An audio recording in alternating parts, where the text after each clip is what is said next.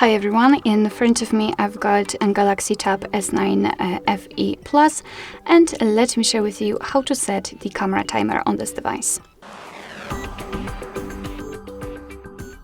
So let's start with opening the camera app. Let's tap on it, and okay. And right now we are in the standard photo mode, so thanks to it we can take a look at this option bar, and as you can see we've got the timer right here, so under the settings in this configuration. So let's simply tap on it, and here we've got 3 more options from which we can choose, so 2, 5 and 10 seconds delay.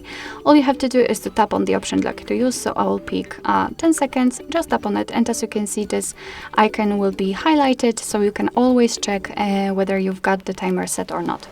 All we have to do right now is to tap on the shutter button, and from now on your device will count down from 10, from 5, or other option I believe it was 3. So it will count down, and after that time it will take a photo. Of course you can always turn off the timer just by tapping on this timer icon without anything, without any number. It will not be highlighted, which means that from now on your device will take photos right after touching the shutter button.